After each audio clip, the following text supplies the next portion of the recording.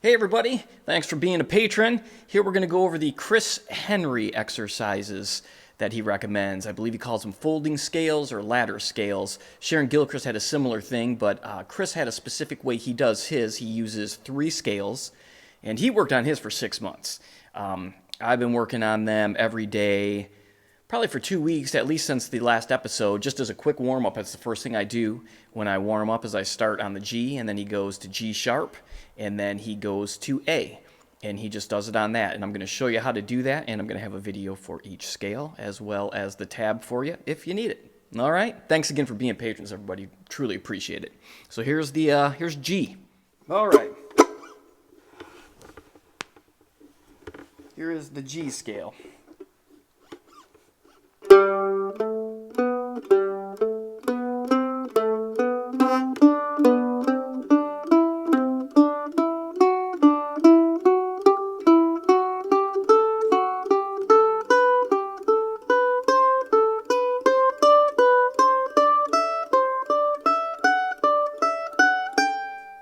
And then go back.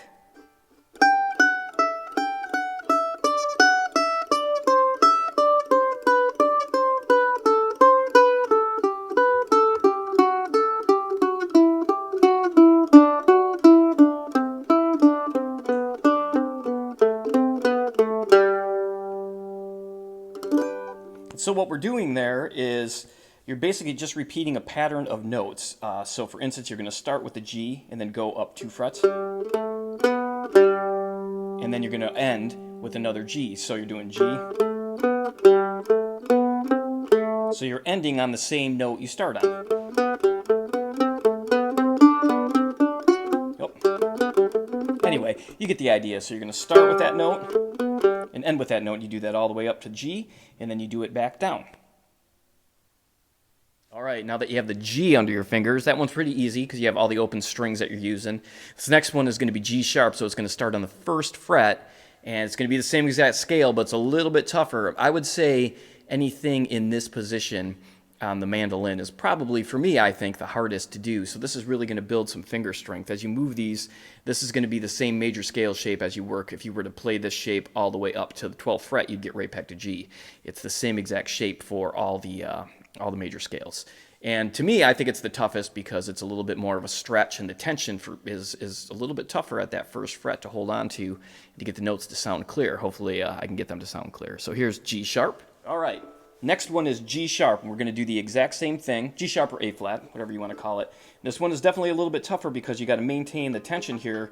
At the 1st fret, this is the most tension on the mandolin because of the nut here. So what we're going to do, same exact thing. We're going to start.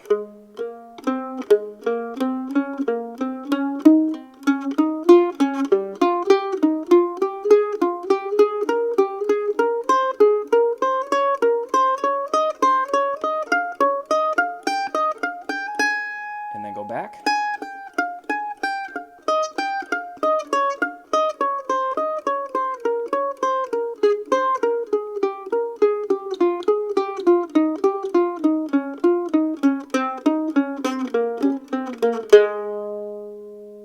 And again, as you try and hold that note down and then move to these next frets, it's a little tough. I've muffed a couple notes there, but that's how you get better though. Just keep going slow and get it. All right, now that you got G sharp under your fingers, we're gonna go to A. And A is a little bit easier, some stretching, a little bit more stretching than G, but you got the open strings back in it again as well. And this is a fun one to get to.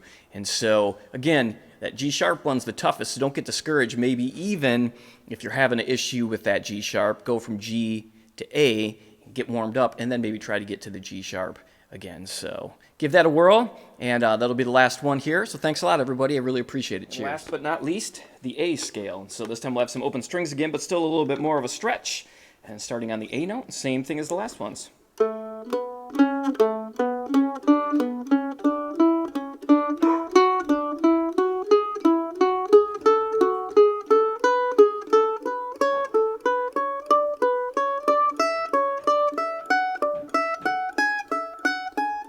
And then back.